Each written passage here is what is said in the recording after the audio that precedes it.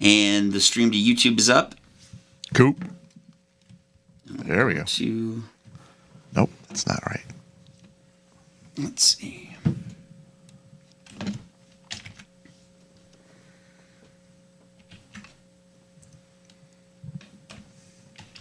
And going live to the Facebook.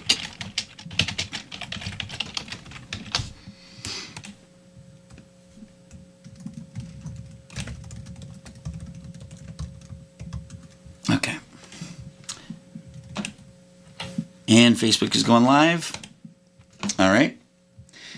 And can I get a mic test real quick from you guys? Just make sure everyone's got them on. I can be very meta with this. Okay, thank you. Please do. Oh, mic test. All right. Brian. 1, 2, 3. Oh, good Lord. Gotcha. Brian test. That's what I do.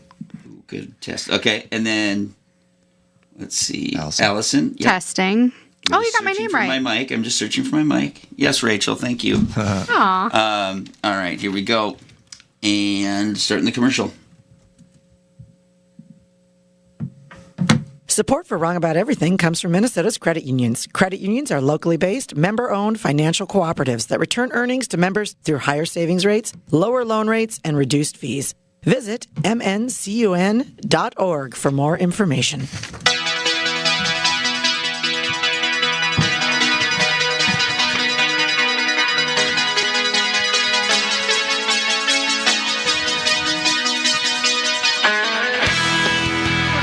Hey, everybody. Welcome to another episode of the Wrong About Everything podcast. I am GOP strategist and Twin City Sugar, Brian McDaniel. And I am bringing some feminine energy to this party, Allison Nessie. I used to be an elected official, but I'm not anymore. Mike Franklin. I resent implying that there's only one person with feminine energy. I'm Morillo. And we are Wrong About everything. I said I would some. argue said argue some. that all three of you do. Spike? Yeah. I got nothing to argue with that.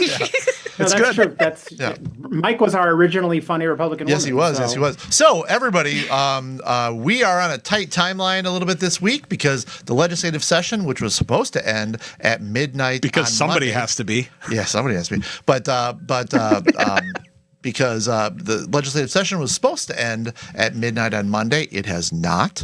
And today is like a mini deadline, which is going to expire at 5 o'clock, which they will not meet. But we have work stuff we got to do, so we're going to go do that. But I want to welcome back to the Wrong About Everything podcast. Former mayor of Jordan, Minnesota, and an original co-host of this program, Mike Franklin. Hey, Thank Mike. you. Hey, Brian. Thank you for saving my chair. I appreciate it. Yes. It's right where I left it. Amy's off doing her real job. But Mike, just, forever. What is that? I don't know. She's giving a board update to a client. To a client. But Mike, for everybody who wasn't around 11 years ago, why don't you remind everybody who you are and what you do? Sure. Well, I actually now work with Brian and Allison and Amy, for that matter, at Momentum Advocacy. As everyone Oh, for does. fuck's sake. Oh. Jesus Christ. Is there anyone on this podcast who's not an employee? We'll get you too. Yes. You're coming. Just come on. I'll take a paycheck. I actually just noticed the nail polish. Okay, that's good. We're back to the. It's part of the feminine. It is. No, but I've been in grassroots public affairs for quite a long time. Did serve 2 terms in elected office, both in the city of Jordan, one city council member, and then as mayor.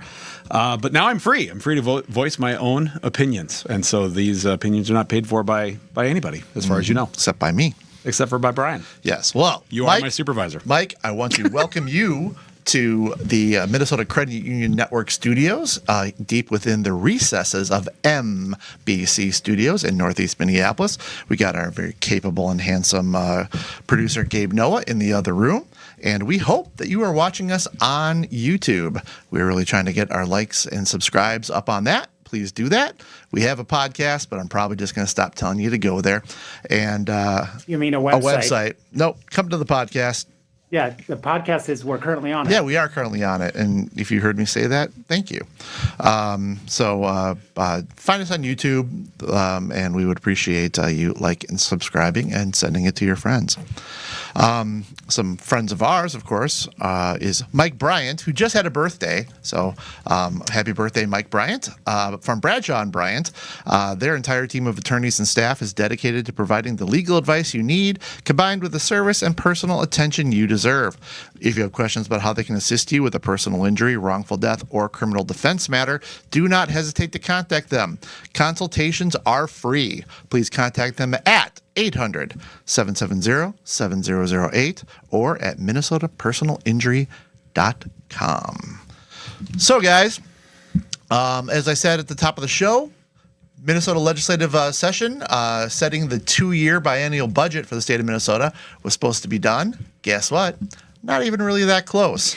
Womp womp. So, there's a couple of, it's not surprising that they didn't get their work done. I think that on the first day of session in January, kind of even before some people went home, before some people went to jail, before all that stuff, it was pretty easy to predict that the tight, very narrow margins in the House and Senate were going to make it very hard for them to get a deal. How we got to this point has been very surprising, but we've also talked about it ad nauseum on this program. So we are here where we are facing a potential government shutdown if they do not get their 2-year budget done by June 30th. So we have a little bit of time, but people start leaving. People start going and having weddings and vacations and all that. So they're working hard, arguably, to get the budget stuff done. But I think in three of us, Javier, Allison, and I, we were on Almanac last Friday along with Annette Meeks, who once upon a time was the far right of the Republican Party, which is very, very, very hard to envision. It's hilarious now. I want to go back to there. Yeah. She was like, I can remember being in Republican circles back then. And Walter Hudson was completely outside of the Yeah, he Overton wasn't window even altogether. in the conversation for Republican stuff because he was out there. But I can remember being at Republican functions, desperately wanting to become friends with Annette because she was very well respected, very conservative, and she is who you wanted to know and be associated with. And now, she is a very reasonable person compared to a lot of the she also has people. a fan base that I didn't know of. Now that I've been on Almanac a couple of times, I've some friends of my parents. I realize are consistent watchers, and she has a gaggle of gays who do refer to her as Lady A. My mom had yes, I have not heard Javier. that. I have not told you this. Wow. but I had a friend. Wait, hold on. Annette Meeks is a gay icon. Amongst a small group of Elderly gays? gay men in their 60s, who have been part of my life since I grew up. But anyways, they were super excited to find out that I was going to be on Almanac, and the first question was, "Is she going to be on with Lady A?" Lady A. And I am not, That is and I am not hilarious. Lady A. I'm not going to lie. As fond as I am of Annette and have been for a long, long time, I am surprised by that. I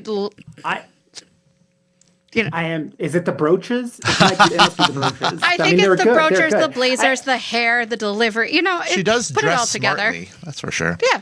But one of the things we Yeah, talked about, getting back to the testing, and one of the things that we talked about, and there was pretty decent agreement on this for the people on the panel, was that when last Friday came, and I believe it was it Thursday. last Thursday, Yeah. Thursday, yes, the 15th. 10:15 a.m. On the 15th, a deal was announced, ostensibly between the Senate Democrats and then the House and Senate.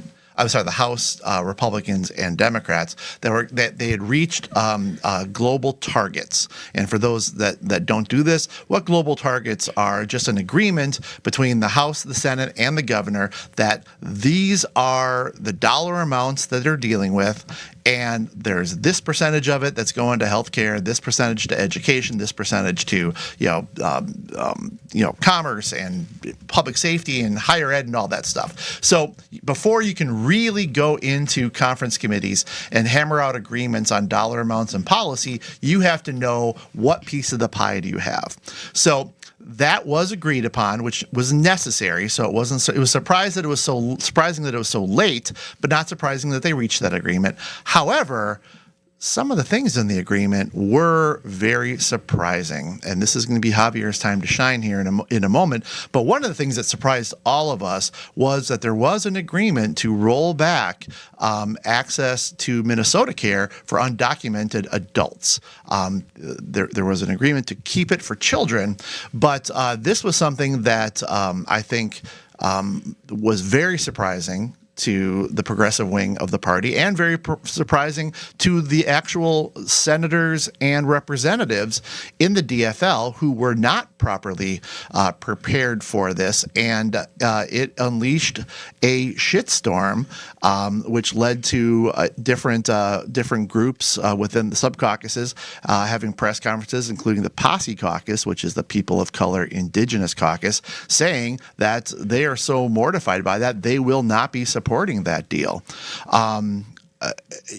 As former legislative leadership staff who has been in the room for many budget negotiations, I cannot imagine a scenario where a leader would make an agreement without knowing beforehand that he or she had the votes to pass that agreement. But that is what happened here, and I'm sure over the summer we're going to find out how this happened and who knew what, when, and where.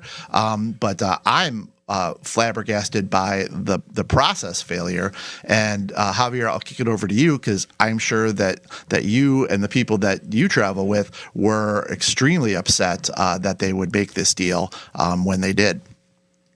Yeah, I mean, I think so like, let's take what it was surprising about it, right? Is that so there was a time. This is what we went through for years on driver's licenses. Brian, you remember when Yes. the session when we hired you to work on that issue, that we would get to the very end, and then it would fall apart. And that always happened. So when it was under Tim Pawlenty, but then also under Mark Dayton, and under a previous trifecta, we'd be promised until the very last minute. Then it would be pulled out. And what was more surprising to me this time was that the former speaker Hortman, and Majority Leader Murphy in the Senate, who had both been around, were both around at that time when that would happen consistently. I would have thought that they'd understand that they have a different crop of legislators, particularly legislators of color these days, and you can't just lie to them. Or you can, and then you'll get a shit show, which is what they had, because they weren't honest from the beginning. This was rumored from the beginning. The governor was sending signals to religious leaders and others that he would stick by covering children, but not adults, to be just absolutely clear on this. It was the numbers being bandied about this being a cost to the state. This is actually it's a cost savings, and we're talking about it was a $3 million bill. This is like pennies in the bucket in terms of the whole state budget. The fiscally sound thing to do would be to extend coverage to people who would otherwise don't get preventative care, and then therefore when people get sick, they get a lot more expensive care in emergency rooms. And before anyone sort of comes at me about people getting benefits that they weren't, and is that immigrants, undocumented immigrants, pay enormous amounts in taxes every year, and contribute enormous amounts. And we have entire industries that depend on immigrant labor. So that's the logic behind this. But the sort of shenanigans there was to me, what was surprising is that these leaders thought we were back in 2014, and they learned that people will get upset and say it to cameras.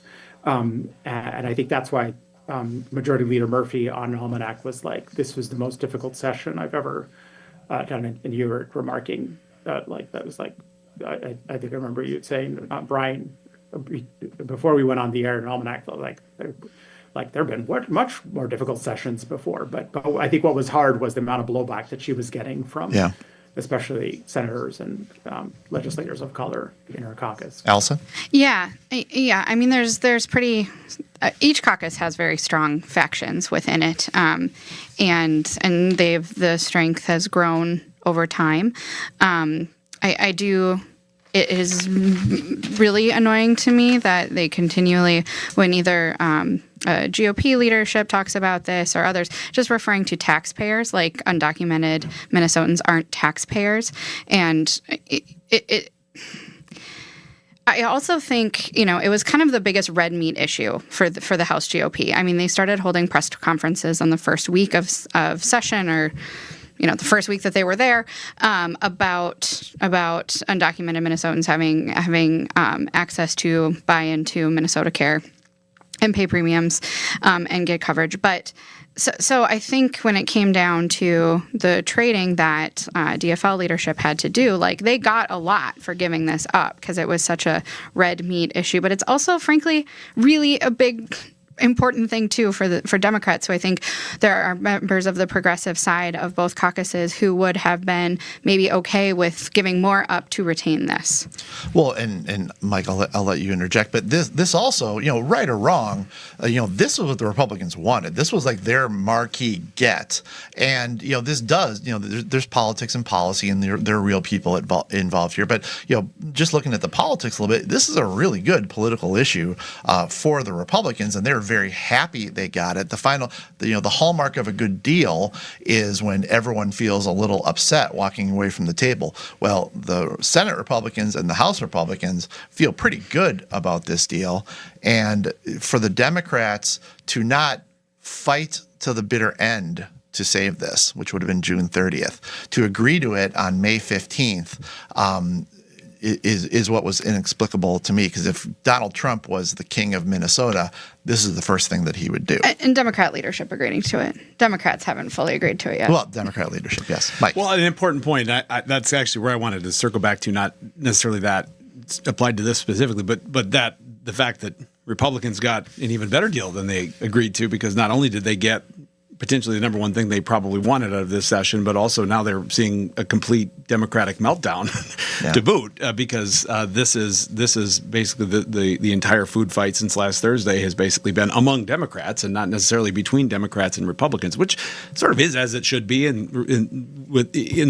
the sense that Republicans control exactly one half of 1/3 of the bargaining here. But when I was told there would be no math.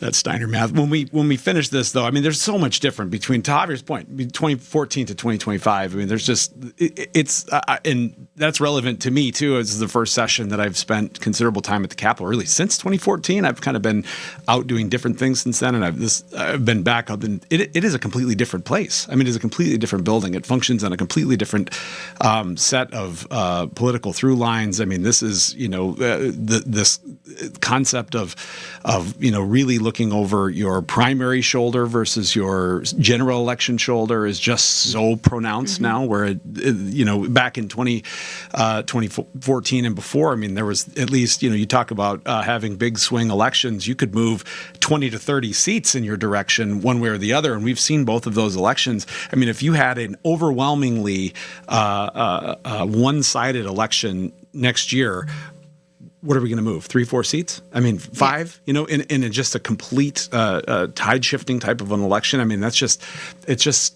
how hard and fast these sort of the big sort has become. And then, but that underscores, kind of where the parties are, Allison, to your point, within the parties, that the real pressure is to hew to your base, which really makes it impossible to get to compromise positions, which puts us where we are today, 2, 3, 4 days after the special or the regular session's over, and not really, who knows, but maybe not all that much closer to an actual agreement to fund the budget for, 5.5 million Minnesotans. And we don't have. Yeah, sorry, Javier, you go.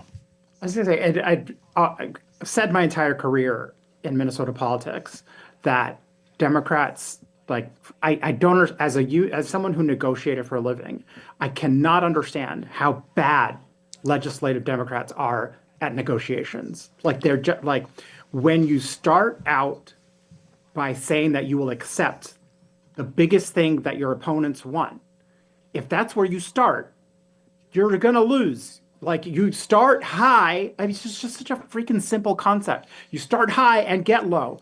When you give away the farm immediately, what ends up happening is the like humiliating, and I hope they are embarrassed that, like, Democrats have a majority in the Senate, have the governorship, have a tied House, and they got their asses kicked by Lisa Demuth. Well, and that farm you're referencing now doesn't have anyone to work on it. Also that. Also that.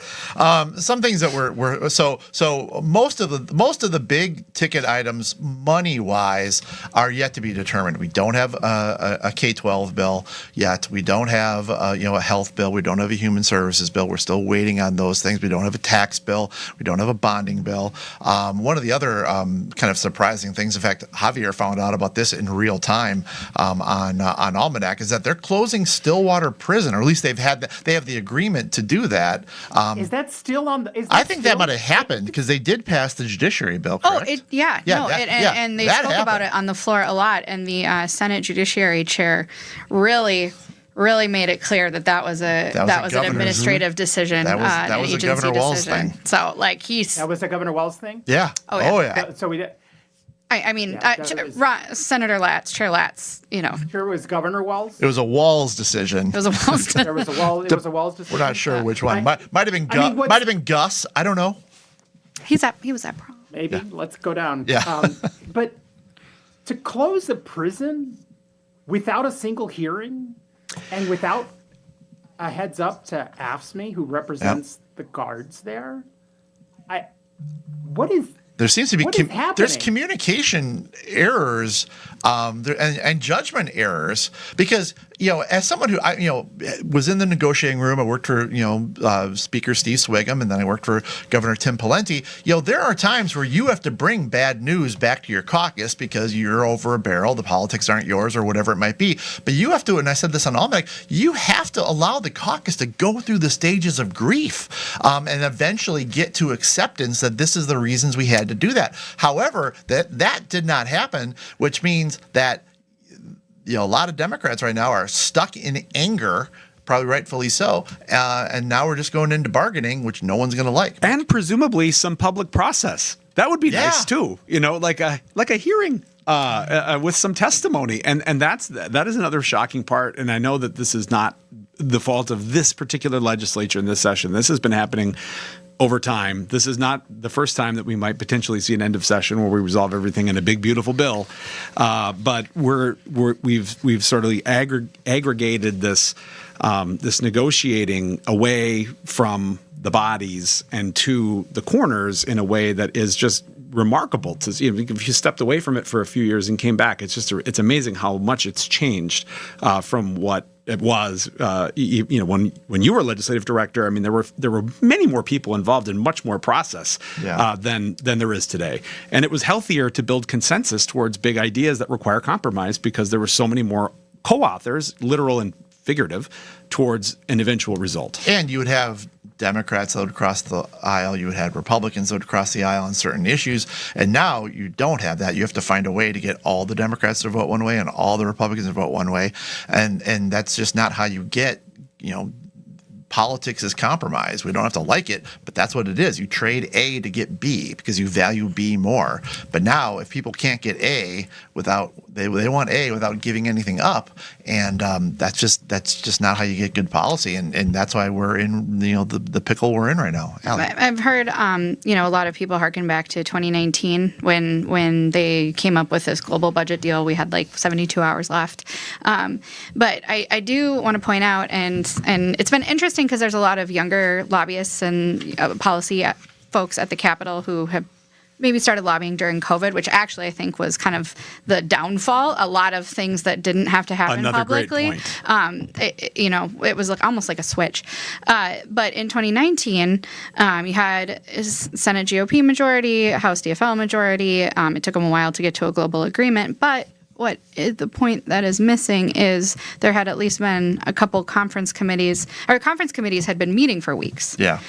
They were working out policy, they were exchanging offers, they were walking through things. So they at least had that. And as far as like either whether you're a paid lobbyist that is representing citizens in the public process, or you are an actual just citizen trying to engage in the public process, you at least knew where things were. You knew where certain members were priorities were. They had debate, they had discussions.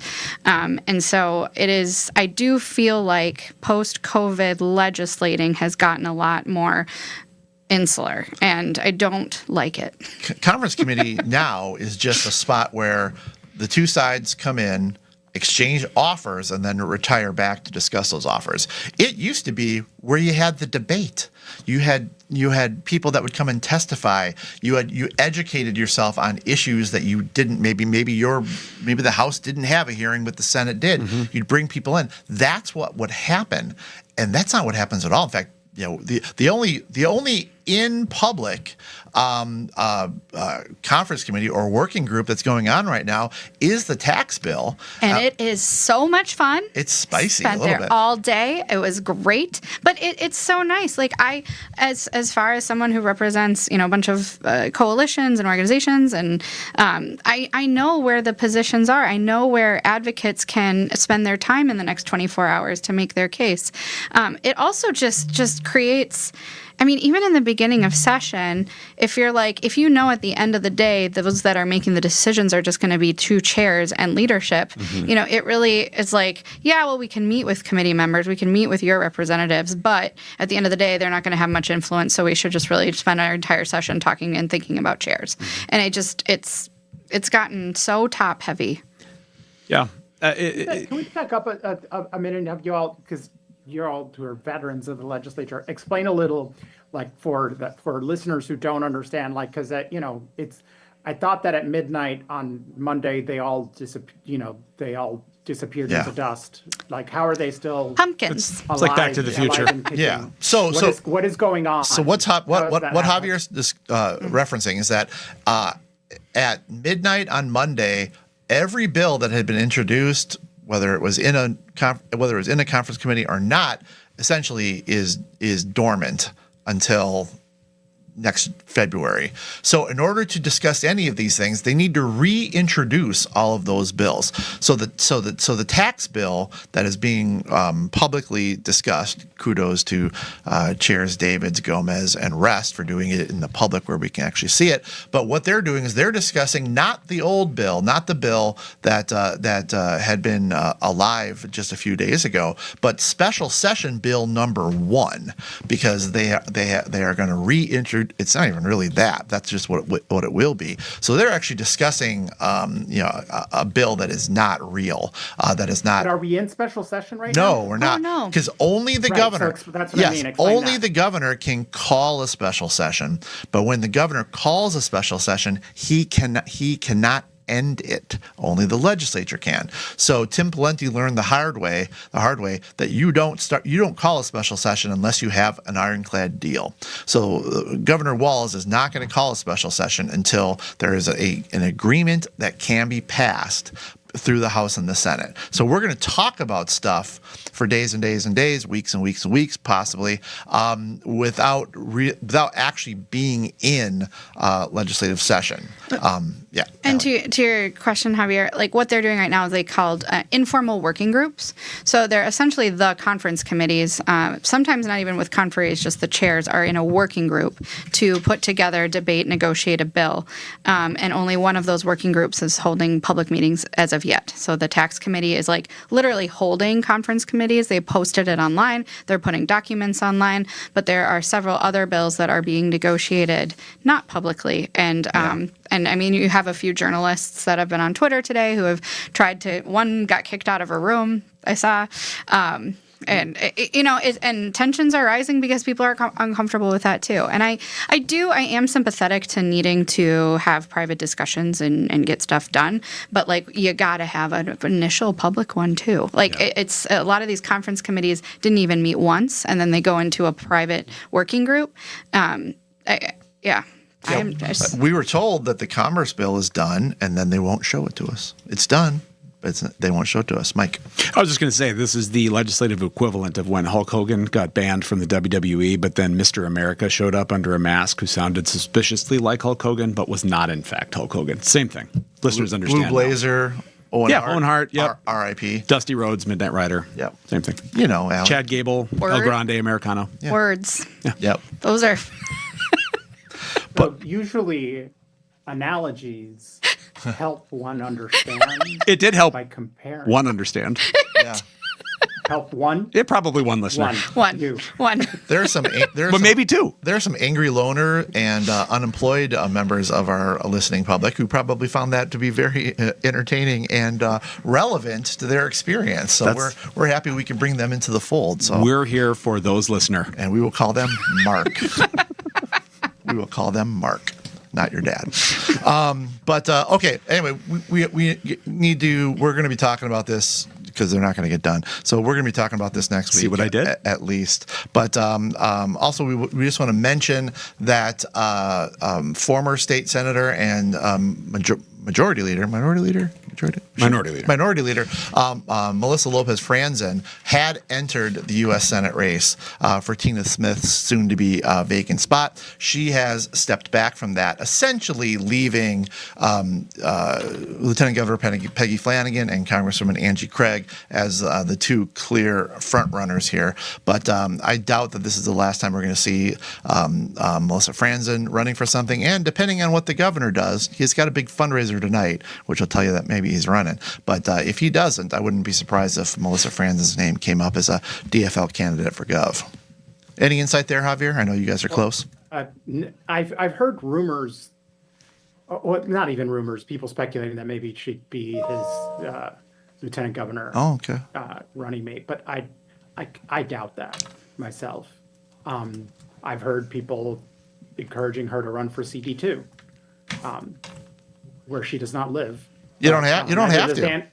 No, Neither does Dan my Feehan, and he's Dan Feehan's running in every district. So. and my biggest fan, Mike Norton. Yeah. Oh, you kids. Let's switch to the national stuff. We had some surprising news. Very interesting in a political way, and also very sad in a human way. Let's talk about the human way first. So, former President Joe Biden has been diagnosed with a very aggressive form of prostate cancer. Now, those of us who are getting to be men of certain ages, prostate cancer is something that is very common, but there obviously are different stages of it, and this is being called an aggressive form. So, certainly we wish him the best, and we hope that he has a speedy recovery, like many people, like my father-in-law, was able to recover from it. So we hope for that. But it has kind of started like, who knew what, and when did they know it? And the politics of it are very interesting. And I know, Mike, that I'll let you start off on this. I think the politics of it are fascinating on any number of levels, and we could do a whole show on this, and many are this week. Are they? I think so. I think it raises and reinforces a bunch of questions about what actually went on in the past 3 years in the White House, and what we all perhaps, I mean, as one of Biden's own advisors, Ezekiel Emanuel, said, he's probably had this for years.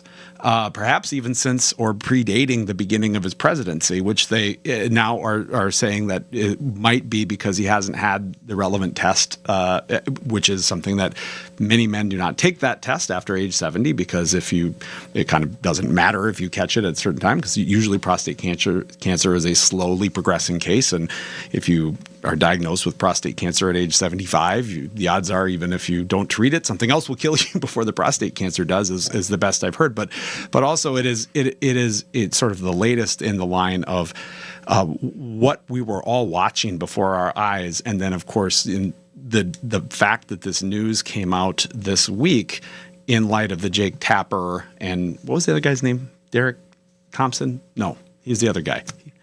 Jake Tapper is the face of Jake this, Tapper, the this Jake Tapper book, piece. Original Sin, which is it kind of purports to delve into the cover up, I guess, as I believe he has put it, of the Biden White House over Joe Biden's mental health, which now has to be looked at, I think, in light of his physical health. I just think this is now going to be a topic of conversation for a long time. I don't know a man over a certain age who hasn't had prostate cancer. Like literally. Yeah. Like I'm not trying to downplay this. The thing, I don't understand the two things being like connected at all. Like for like the Jake Tapper book, and like clearly the White House was shielding the public from the worst things that the public Very poorly. fully understood, right? Like the public was saying a long time before anyone that like he was told to serve like whatever. Like this is the worst kept cover up in the history of cover ups. I think that the sort of like people like what's his face Dean Phillips saying that the timing is of this announcement is suspicious, given what you just said, Mike, that men after a certain age, they don't tend to test for prostate cancer, not just because you'll want to die from someone else, but because there are avenues for aggressive treatment that are actually that end up being would be worse for a person that age than the disease itself. Dean Phillips saying that this is suspicious, given is just proving that Dean Phillips is a dick. That's all that is. That in a week where Joe Biden and his family are going through enough and announcing to the country that he has an aggressive and metastasized form of cancer, when there's a perfectly like. Yes, they were clearly trying to, not very well, hide that his mental capacities were not sharp. Let's not forget that the people trying to engage in this cover-up were the same people who decided it was a good idea for him to do an early debate with Donald Trump, and so the idea that given that men would not typically be tested. It's not weird at all that he has this cancer they just found out. And the speculation is it's actually I don't think I'm more inclined to think less that the announcement comes as a result of the book, but rather that people are using this tragic announcement as a way to score political points, which is what here's my question. Jake Phillips is doing. Here's my question, Javier, and I'm not trying to put you on the spot, so reject the premise if you want to. But one, I would say, well, this isn't just some guy. This isn't my dad or something like that. This is the president of the United States, and I'll admit that most of my understanding of presidential physicals comes from West Wing, where the president had like a form of Parkinson's or whatever, and his doctor wife had to run interference. But so I find it a little hard to believe that they didn't run every test under the sun on the president. But my real question is that if the family knew about this, was it their intent to hide this to kind of retain power as the people behind Biden? But the flip side of it is that if Pelosi and everyone else knew about this, I find it hard to believe that they wouldn't have said, okay, we actually have a real reason to make him step down now. That's not his cognitive function. It's a medical thing, which then I would think would have put Kamala Harris, Vice President Harris, in a much better and more enviable and sympathetic position. I'm not following. What do you? So you're saying you think yes that Nancy Pelosi knew, or that Well, she did not I'm saying know? that if I would think if she did know that the Democrats would have wanted to use that to remove him, and I'm speculating that the family knew and wanted to keep him there to I solidify their honestly own don't power. think they knew it. You think the family knew and they thought it was a good idea for him to run for re-election just Because they well, want to see him die in office? No, they want to they want to retain the power that they had because he wasn't running things before. Well, the guidelines for prostate cancer testing and age are pretty loose. So as they are for breast cancer, which are pretty, like, you have to meet certain. We don't need, this is going to sound like a Commerce Committee hearing to talk about, like, advanced types of testings in her, but they don't test that often for the reasons because of age. And so they would have had to know that he had an aggressive form of prostate cancer last summer, and now it's just come. He's old and he has the cognitive decline is far more concerning than prostate cancer. And I think what we're getting at, and what you'll hear, not from quasi-partisans like Brian and me, but I think from people who I don't know if it's a cover-up, Javier. I know that's the word that Jake Taber's using, but I think it's more like gaslighting that we've been experiencing, because you're right. If it was a cover-up, it was the worst cover-up in the history of mankind. And the cover-up is Jake Tapper being a journalist, yet sitting on this for months and months and months and months while he write his book to make money on it. Well, and my real point is that whether he actually had it in an aggressive way or not, is that this gave the Democrats a political reason to have him step down and retain his own gravitas. But assuming they knew, right? They didn't know. Which we don't know. We don't know. Because we don't know what anyone knew. I question that, because I assume nothing anymore. I think these folks who have continuously gaslit everyone for, at this point, basically the past 5 years, have not earned any credibility with what they purport to be the truth at this point. And you know who had a PSA in 2025, who's over the age of 70? Donald Trump, and reported the results. Now, do I believe that's true either? No, because he also is in perfect health and he only weighs 230 pounds, right? Which is... So that's... Right, so that is an example of what? Of what? Normal dudes may not get PSAs. Is absolutely insane. Presidents, It's just an it example of, beggars like, belief that presidents would not have You a more also, aggressive form your of PSA, testing. and I only know this because my dad had prostate cancer, my uncle had it, my grandpa had it, my other uncle had it, and as I said, I didn't mean to be glib, but I don't think there's a man in my life over the age of 65 that hasn't had prostate cancer.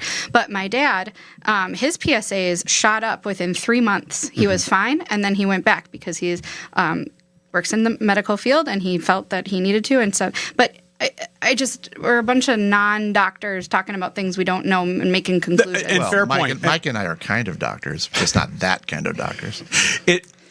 I think without getting drawn into the medical debate, I think the fact of the matter to me, and watching this unfold, is the complete and utter lack of credibility from Joe Biden and his political family, which includes a lot of people now who are running for president in 2028 and having to answer the question as they run for president in 2028, what did you know, when did you know it, and who was running the country between 2021 or 2022, whatever, and 2025? And also, were you, I guess the implication, or maybe even depending on how that conversation winds up, are you in part responsible for the second term of Donald Trump, a fellow Democrat who helped to either cover up or gaslight the rest of the country on the former president's health? Who do you think, who's running for president who you think knew? Well, Kamala Harris, perhaps. Pete Buttigieg, perhaps. I don't know. I mean, it's certainly understandable in a Democratic field, which at this point is completely wide open, that there would be Biden administration. Even in Jake Tapper's own telling of this, like again, the worst kept secret cover up in the history of cover ups. It was a very small circle of people. Politics is still politics. If any of those people had known, you're much more likely they would have shivved him in the back in order to advance their own. But Javier, they knew because I knew, and I'm a schmo who happened to be mayor of Jordan at the time, and 70% of Democrats what you're saying is just silly. It's just silly. Okay, well, I'm kind of agreeing with both of you. Is that I think some people did know, and I think that if other people did know, they would have used it. But I want to make sure that we have time. Some people did know the cancer. I'm not about the cancer per se, but I mean, like this is Joe Rogan shit. The Like, cognitive- this is yeah, level the of cognitive- conspiracy, like. The cognitive decline, that's I get. Yeah, it was like right there for the world to It's like- see. Clearly Everybody this man told had us a- he was fine. People told us he was fine, and he wasn't fine. So I'm not going to believe that anybody now that says that they know anything, because obviously some people have vested interests in lying to preserve their own political power, and that is what happened. Whether it happened in relation to this, we don't know. But Javier, what's going on in New Jersey? Because I think this is kind of a big deal. back to where politics is clean. There's some passion in the building, which is a good thing. Yeah, Javier. Yeah. Well, so if folks haven't followed this, so last time we heard the news, the U.S. Attorney is dropping the case against Newark Mayor Ras Baraka, who. So there was a congressional delegation that went to an ICE detention facility, as they are allowed, indeed required by the law to do. They have responsibilities under their and one of the members of Congress. It's in their district. The mayor of Newark had gone with them. Was asked to not come into the facility. He did not go into the facility. He was hanging outside. But then they decided to arrest him. They arrested him. They've dropped the charges against him, but they have filed charges against Representative LaMonica McIver, who was there. There's lots of video footage of the situation that went on. ICE agents, first of all, this is again agents of the U.S. government, masked, because and God forbid we call people Gestapo who engage in Gestapo tactics. But they're masked and charging political opponents with crimes because they were at an ICE facility doing what they are allowed by law to do. And the scuffle that happened there was because ICE decided at that point to arrest the mayor for no discernible reason, for no reason at all. He was asked to not go in. He didn't go in. He was just waiting outside, and they chose to arrest him. It's just, Well, I wanted this to be a thing. Here we go. I wanted this to be a thing, Javier. I wanted this to be a thing. I was going to put it on the run sheet because we got this woman. She's doing stuff. Blah blah blah. When I investigated a little bit, they're accusing her, the congresswoman, of kind of throwing an elbow. And the more I read up on it, it seemed questionable that there was a physical altercation that should rise to the level of this. So we got to find out more. There's going to be more that comes out about this, but I do think it was disappointingly flimsy. What they're charging the congresswoman on. I wanted it to be true. I wanted it to be true real bad. But there should be an extremely high bar. Yeah, for 100%. Like an elected official who's on an official government trip, to be arrested, especially after. The whole reason that there was any dust up at all was that they decided to arrest the mayor of Newark for no reason. In fact, and we know there's no reason because they've dropped the charges. There's nothing to charge him. Yeah. It's just. I don't think just the mayors world should we ever live be in now. arrested. But former mayors. Former mayors, fair game. Sliding scale. Sliding scale. All right, let's be very quick on plugs. Javier, do you have anything? I am hosting the Moth next a week from tonight. Show starts at 7:30 at the Parkway Theater in Minneapolis. The theme is drama. We are sold out. There are a handful of tickets that if you go to the Moth Facebook page, the producer is raffling some. Looking forward to that. That's my plug. Anything, Mike? To quote one of my favorite co-hosts, regular person. Regular person? I was actually told I can't say that anymore because I was on the longest running public affairs show of public television, Almanac. And doing a hell of a job.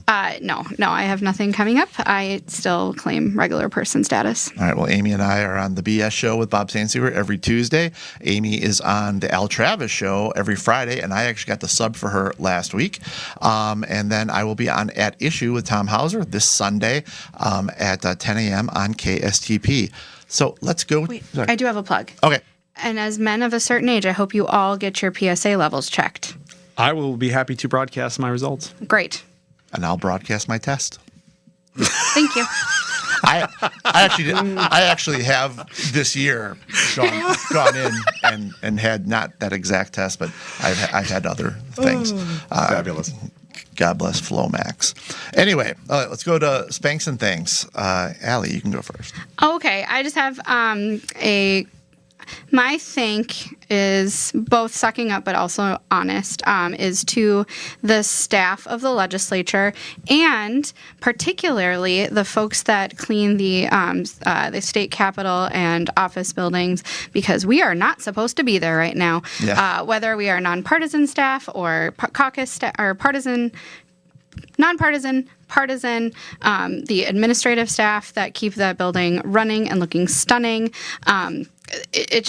They are working so hard. They are working through the night, and they don't get a lot of credit. And so I have, sometimes those members will be like, oh, well, we got to go home. We got to give staff a break. Well, when members go home, the staff do not stop. The staff keep working to prepare documents and language and analysis and runs and impact statements, etc., so that when members come back, they can continue to do their work and negotiations. So at this point in session plus, I just want to thank all the people that are making things run both physically and legislatively.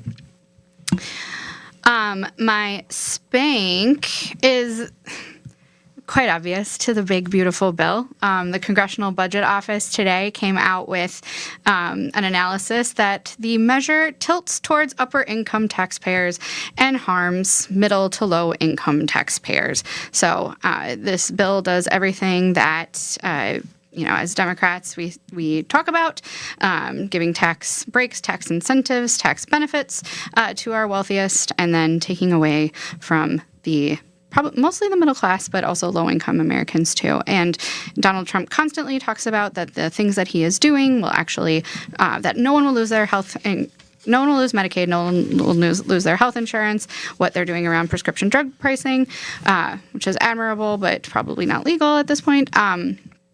It's just it's sheep's and whatever. What's the analogy? Wolf in sheep's clothing. Okay, wolves in sheep's clothing. And I'm sick of it, and the facts do not lie, and I hope that the Freedom Caucus holds out and it dies. Thank you. Javier?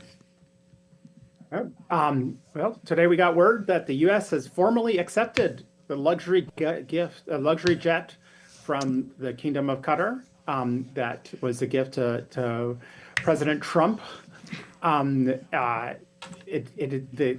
whole thing is so astounding because it's so clearly illegal. It's so clearly unconstitutional. It's a violation of the Emoluments Clause. Like, the only way this could happen is if Congress took a vote, and I think they should be forced to take a vote to actually accept it. This is just a gift for Donald Trump for him to use after he's president, because it won't be able to be used as Air Force One because they would have to take it apart piece by piece to make sure that there are no bugs in it.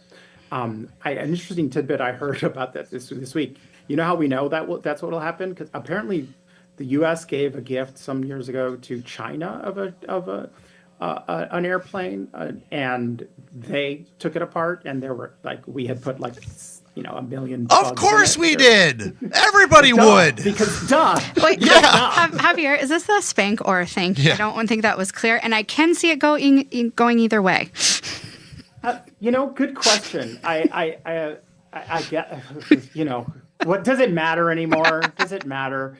No, it is absolutely astounding. Between this and the crypto grift, just the presidency is 100% for sale. The one thing else, just to add about Qatar, and this will be my only spank, right, is that with the administration pretending to care about anti-Semitism and using that as an excuse to go after colleges and universities, it's the height of irony for the Kingdom of Qatar, which is literally houses Hamas, literally has had an office of Al Qaeda in there, and Donald Trump himself just a few years ago said they are involved in terrorism at the highest levels. Yeah. So just crazy. We're not just for sale. We're just for sale to the worst people in the world. And yeah, spank. We can. Did you have a move thank? on. Did you have a? I already sort of gave my other dick. Okay.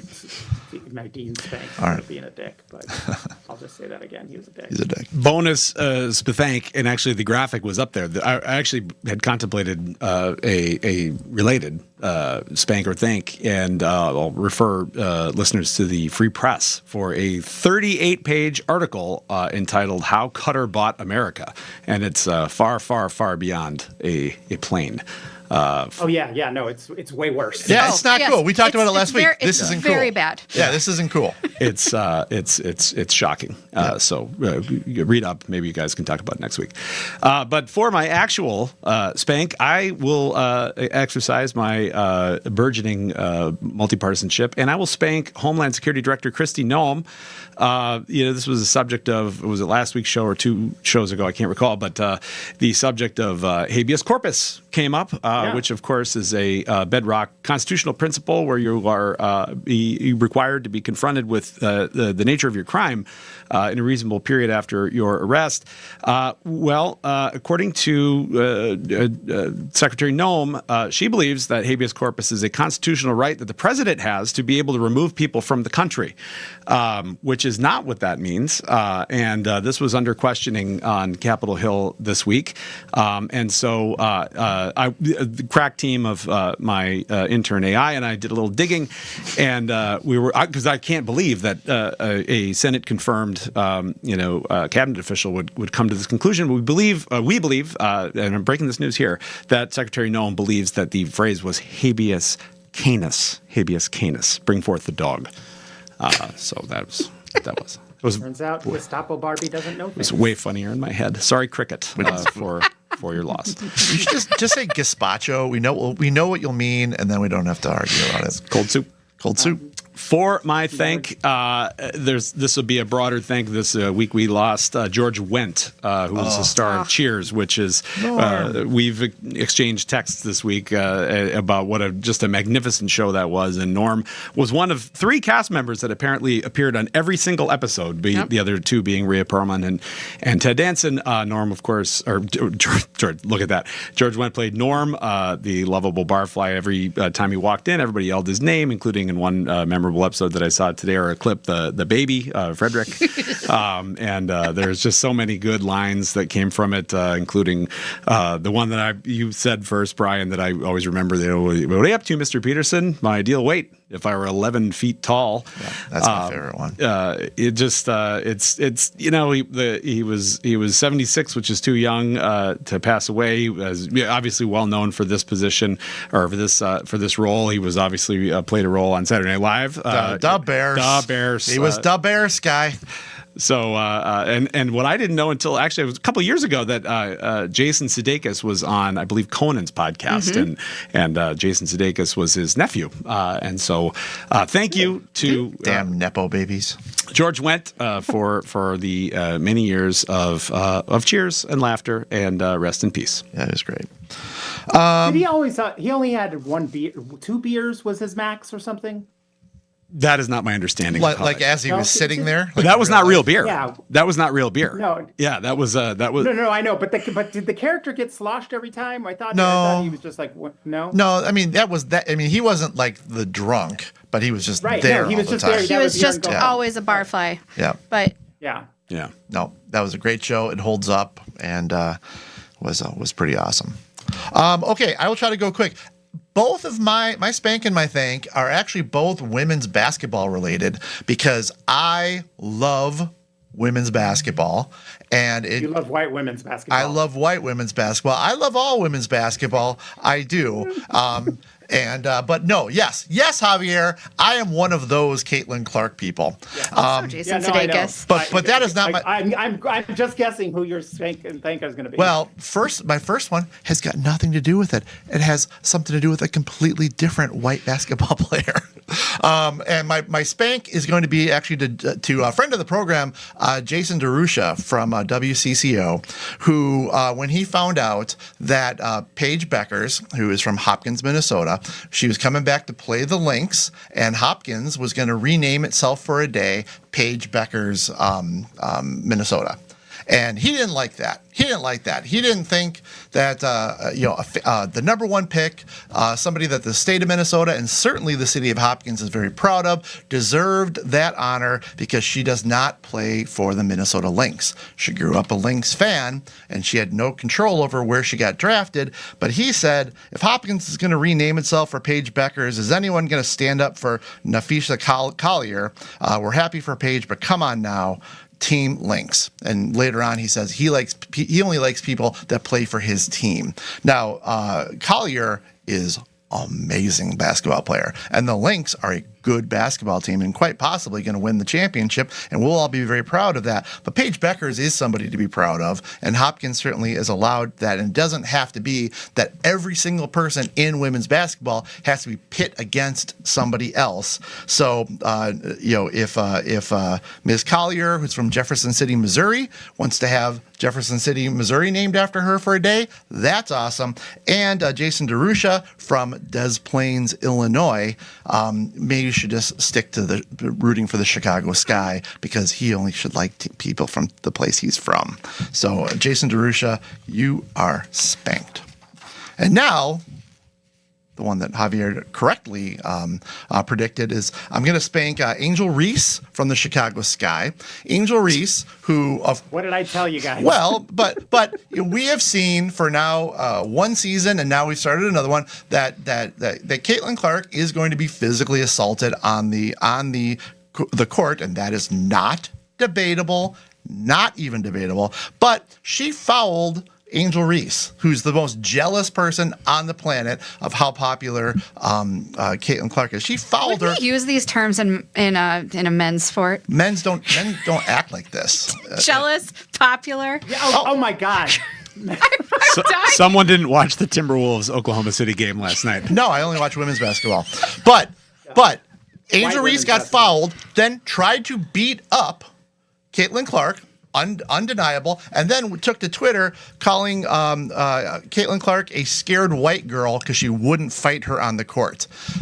The racism here is bananas. It's unbecoming. We don't need it, and it only damages the product, and it makes us not talk about the product on the court, which is really good. And that has not been my position going back. I went to several Lynx games and kind of came away from it going, that's not very good basketball. It's really good basketball now, and I'm a fan. I own 2 pieces of basketball gear. They're both WNBA related, and I just want to see them play the game because they are making little girls have actual people to root for and emulate, and that's something to be proud of. I know we're up against the timeline here, but I read the spoilers. I didn't watch the episode, but for the season finale of The Simpsons, and it's another flash forward, and apparently Lisa Simpson becomes the commissioner of the NBA, which is the WNBA, but just becomes the NBA, and then now what we call the NBA is now then known as the MNBA. The MNBA, yeah. So. I would like to know your opinion on the Pistons Timberwolves fight. That was a few months ago. A month ago, so yeah. With the ejections? No, nothing. I'm just Were there any white ladies involved? Yeah, no, they shouldn't any white fight. ladies involved? They shouldn't fight. So Angel Reese, like those guys, shouldn't do that. Play basketball. And with that, I am GOP strategist and a Caitlin Clark superfan, Brian McDaniel. I used to be on this show, Mike Franklin. I am the only one here without a prostate, Allison Nessie. I also love white womanhood. And we are wrong about everything. See ya, Javier.